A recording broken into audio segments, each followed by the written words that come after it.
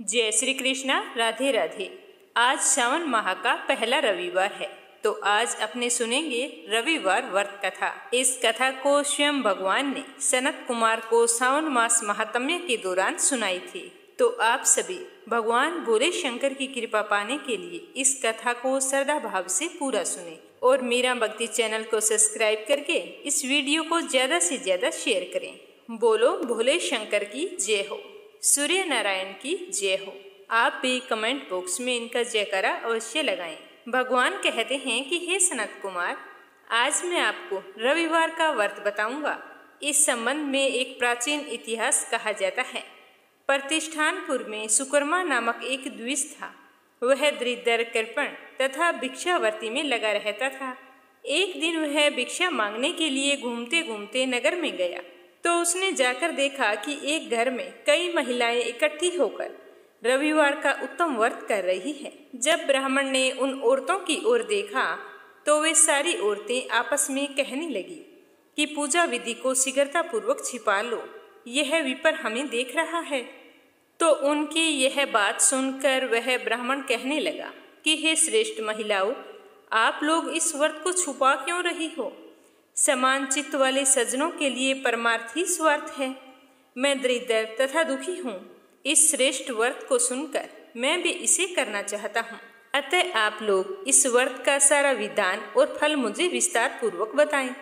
तो वो महिलाएं कहने लगी कि हे ब्राह्मण, इस व्रत के करने में आप उन्माद तथा प्रमाद करेंगे अथवा भूल जाएंगे अथवा इसके प्रति अभक्ति या अनास्था रखने लगेंगे। अतः आपको यह व्रत हम कैसे बता सकते हैं? तो उनकी बात सुनकर उनमें एक बूढ़ी महिला बैठी थी। वह उस ब्राह्मण पर दया दृष्टि दिखाते हुए व्रत की विधि बताने लगी और कहने लगी कि हे ब्राह्मण, सावन मास के पहले शुक्रवार को मौन होकर उठकर शीतल जल से स्नान करें।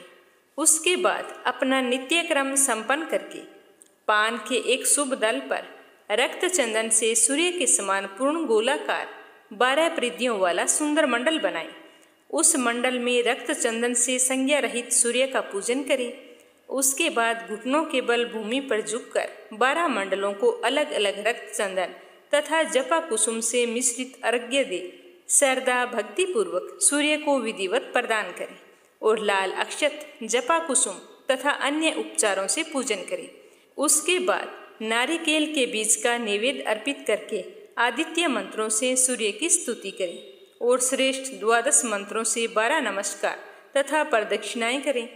उसके बाद में 6 तंतुओं से बनाए गए सूत्र में 6 ग्रंथियां बनाकर देवेश सूर्य को अर्पण करके उसे अपने गले में बांधें और पुनः 12 फलों से युक्त वायन ब्राह्मण को प्रदान करें। इस व्रत की विधि किसी के सामने नहीं कहनी या सुननी चाहिए।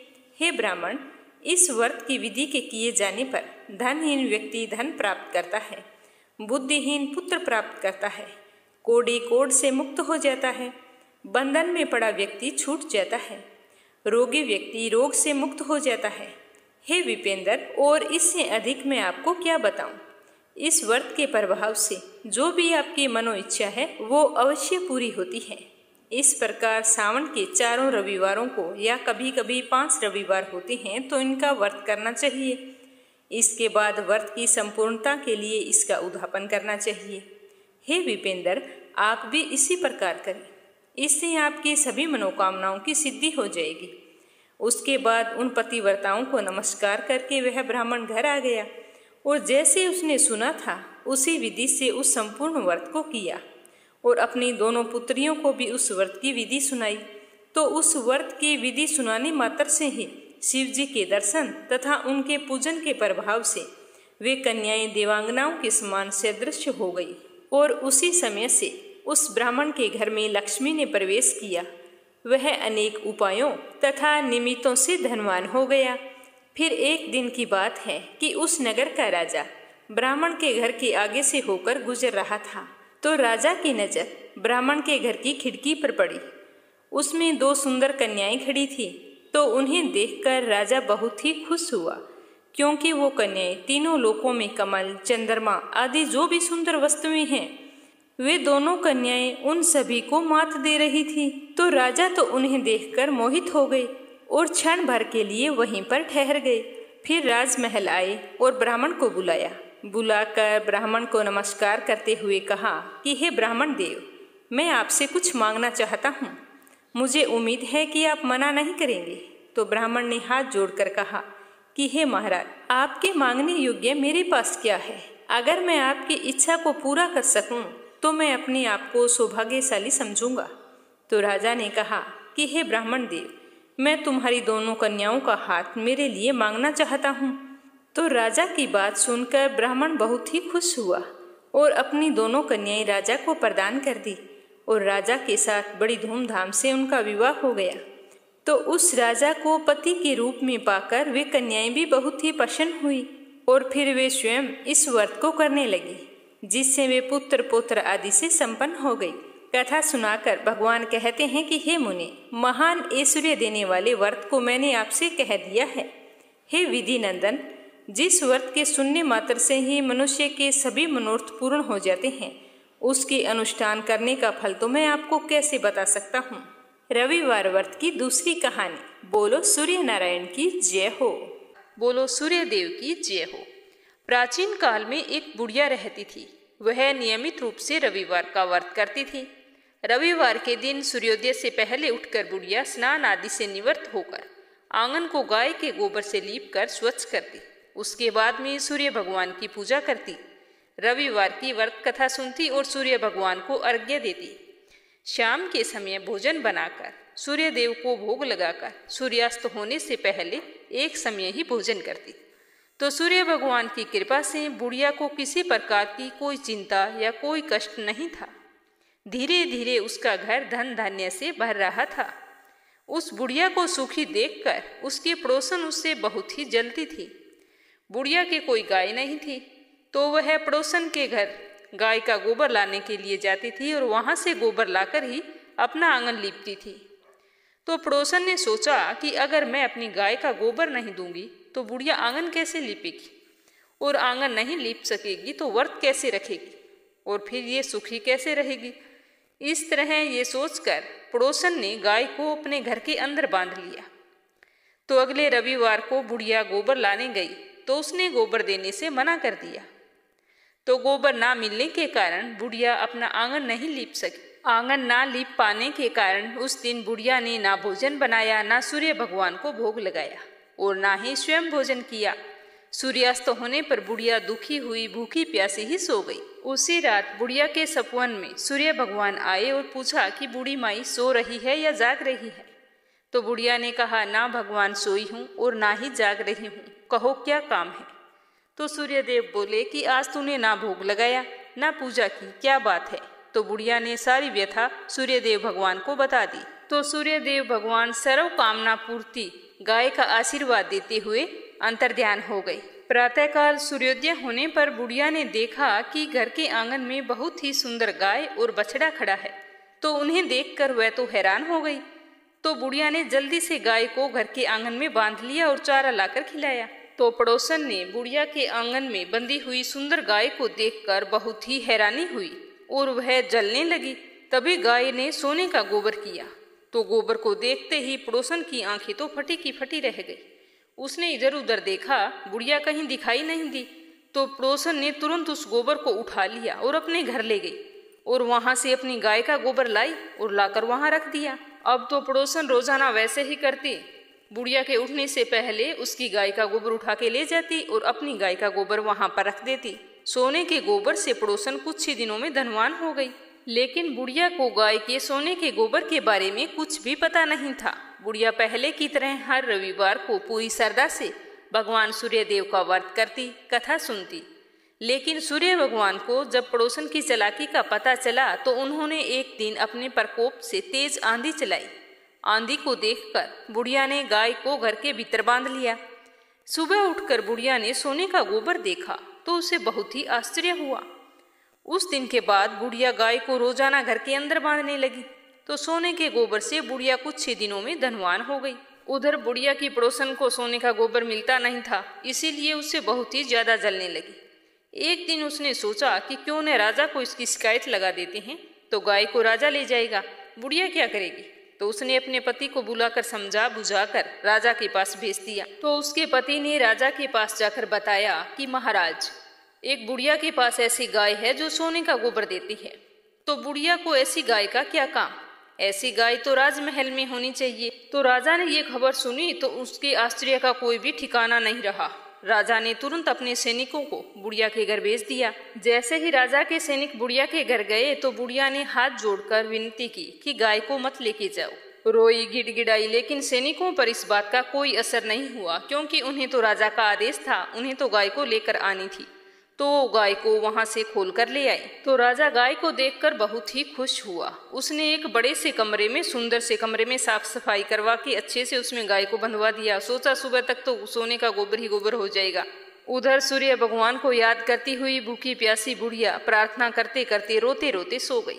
तो सूर्य भगवान भूखी प्यासी बुढ़िया को इस तरह से रोता हुआ प्रार्थना करते हुए देखकर उस पर बहुत ही दया आई। तो उसी रात सूर्य भगवान ने राजा को सपन में कहा कि राजन, बुढ़िया की गाय व बछड़ा तुरंत लौटा दो, नहीं तो तुम पर विपत्तियों का पहाड़ टूट पड़ेगा, तुम्हारा महल नष्ट हो जाएगा। सूर्य भगवान के सपन से राजा बुरी तरह से भयभीत हो गया और सुबह होते ही जैसे ही गाय को देखने के लिए गया तो वहां पर तो बुरी तरह से बदबूदार गोबर से कमरा भरा पड़ा था। तो यह देखकर राजा को सब कुछ समझ में आ गया। राजा ने उस बुढ़िया को बुलाया और उसका कारण पूछा तो बुढ़िया ने सारी बात बताते हुए कहा कि यह गाय मुझे सूर्य भगवान की कृपा से प्राप्त हुई। मैं रविवार के व्रत करती हूँ, उस दिन घर के आंगन को गाय के गोबर से लीपती हूँ। तो मेरी व्रत और पूजा पाठ से प्रसन्न होकर सूर्य भगवान ने यह गाय मुझे दी है। तो राजा ने बहुत सारा धन देकर, साथ में गाय और बछड़ा देकर अपनी गलती के लिए बुढ़िया से क्षमा मांगी और आदर सहित विदा किया और उसकी पड़ोसन और उसके पति को बुलाकर उनकी इस दुष्टता के लिए उन्हें दंड दिया। फिर पूरे राज्य में घोषणा करवाई कि राज्य के सभी स्त्री पुरुष रविवार का व्रत किया करें। रविवार का व्रत करने से सभी लोगों के घर धन धान्य से भर गए। पूरे राज्य में चारों ओर खुशहाली छा गई। सारे स्त्री पुरुष जीवन यापन अच्छी तरह से करने लगे तथा सभी लोगों के शारीरिक कष्ट दूर हो गए। हे सूर्यदेव, जैसा आपने बुढ़िया को दिया वैसा सबको देना, कहानी कहने वाले को, कहानी सुनने वाले को और हुंकारा भरने वाले को। अगली कहानी सुनेंगे सूर्य देवता की। एक ब्राह्मण था, वह सूर्य भगवान का परम भक्त था।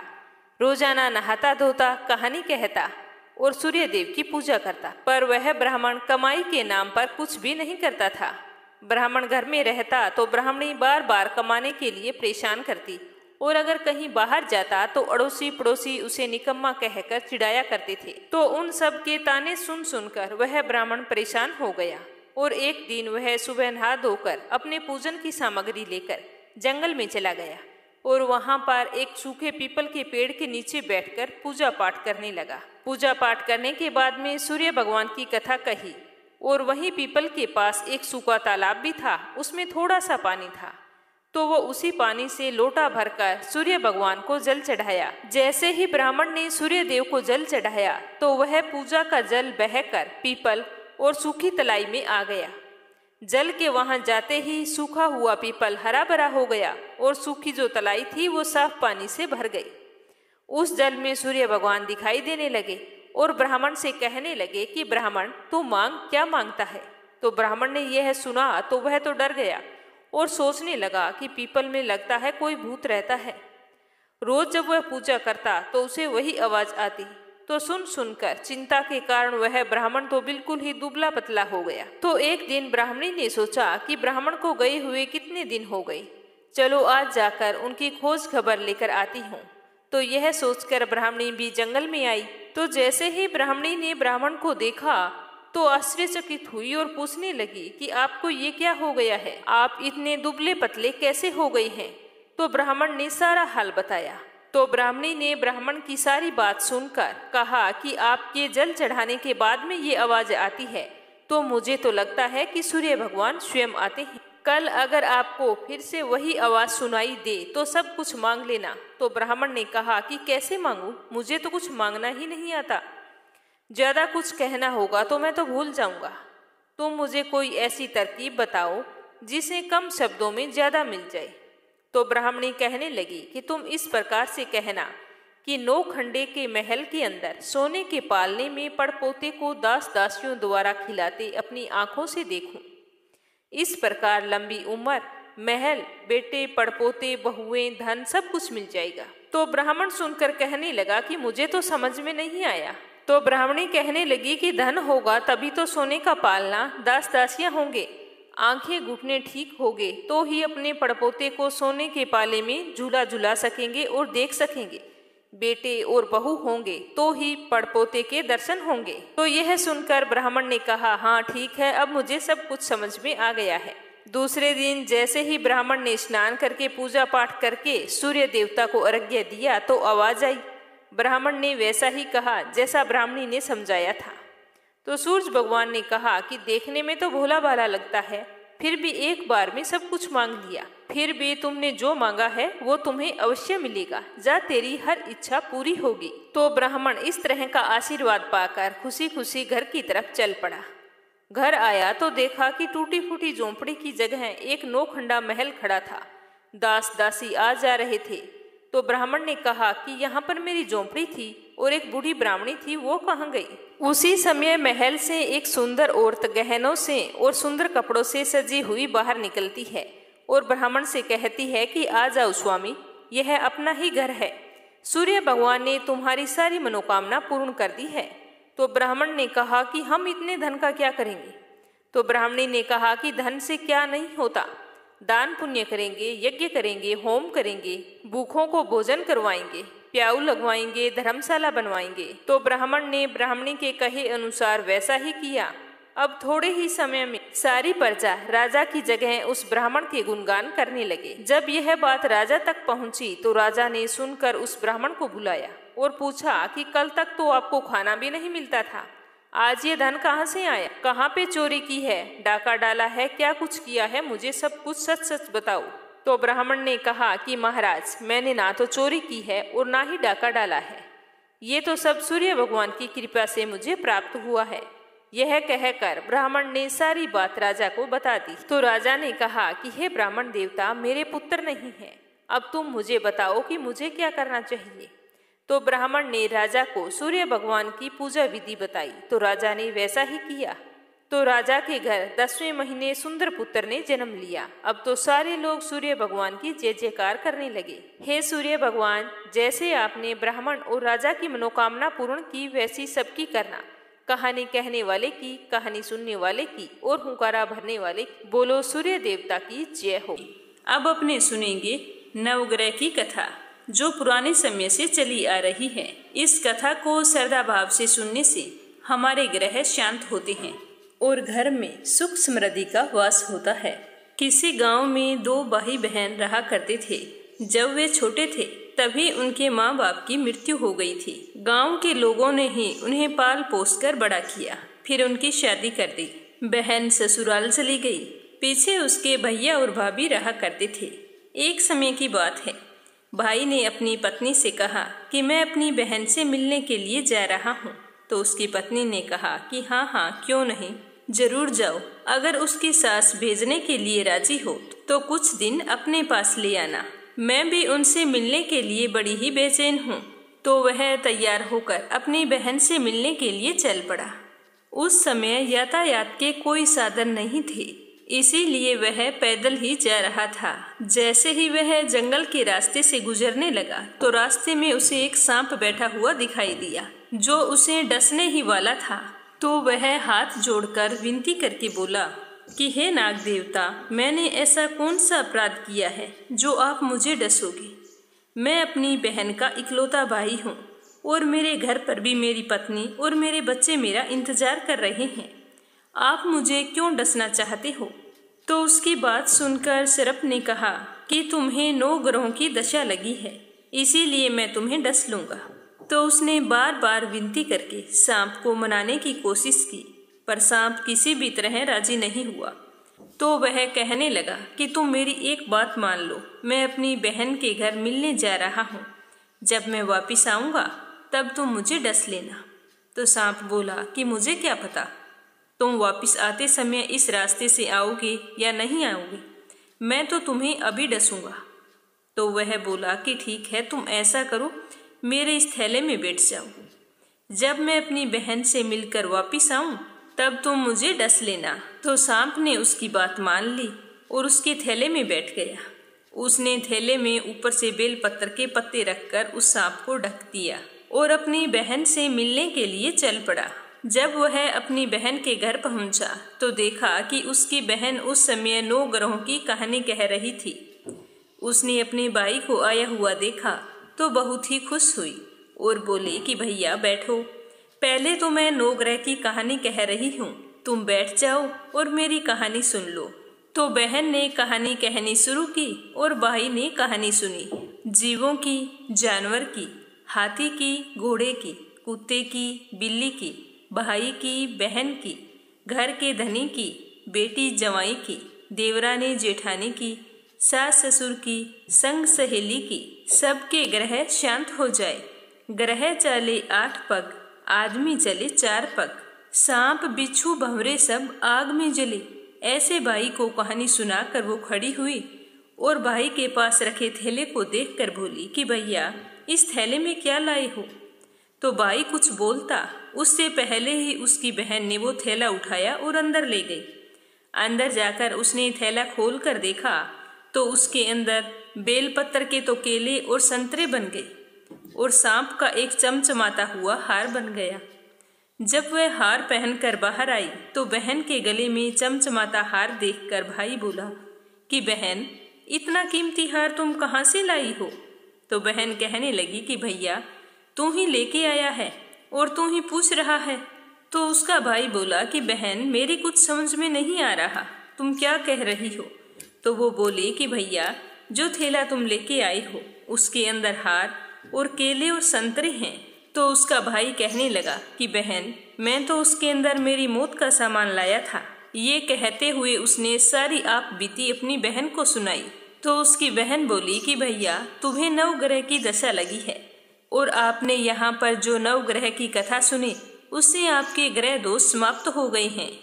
तो बहन की बात सुनकर उसका भाई बोला आज से मेरी जिंदगी तेरी दी हुई है, यह सब तेरे भाग्य से हुआ है और तेरी 9 ग्रह की कहानी से ही आज मैं जिंदा हूँ।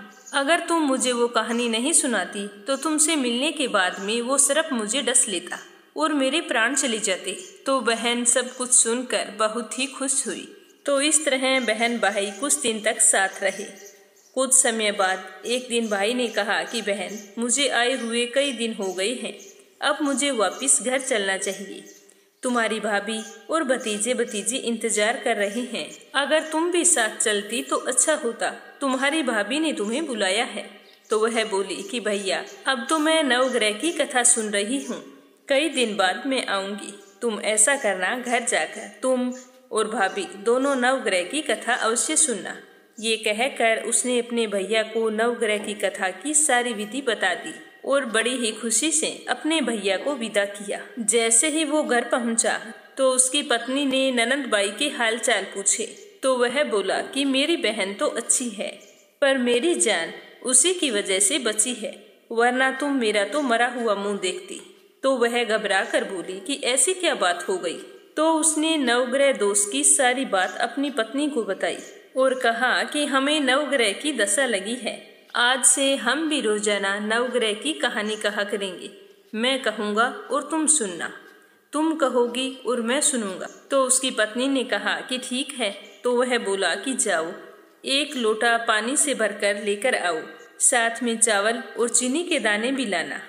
तो उसकी पत्नी उसके कहे अनुसार सारी सामग्री और 2 आसन लेकर आई और वहां पर दोनों बैठ गए। कहानी कहनी शुरू की। जीव की, जानवर की, हाथी की, घोड़े की, कुत्ते की, बिल्ली की, देवरानी जेठानी की, सास ससुर की, घर के धनी की, बेटी जवाई की, भाई बहन की, सबके 9 ग्रह शांत हो जाइयो। ग्रह चले 8 पग, आदमी चले 4 पग, सांप बिच्छू भंवरे सब आग में जल जाइयो। 9 ग्रहों को नमस्कार। जैसे 9 ग्रहों की दशा भाई की उतारी, वैसे इस कहानी को कहने वाले की, सुनने वाले की और हुंकारा भरने वाले की सभी की दशा उतारना। और तो ये थी सावन मास रविवार व्रत की कथा। सुनकर आपको कैसा लगा कमेंट करके जरूर बताना। भगवान भोले शंकर और सूर्य देव आपकी सारी मनोकामनाएं पूर्ण करें। आप हमेशा सुखी रहें, संपन्न रहें। जय श्री कृष्णा। राधे राधे।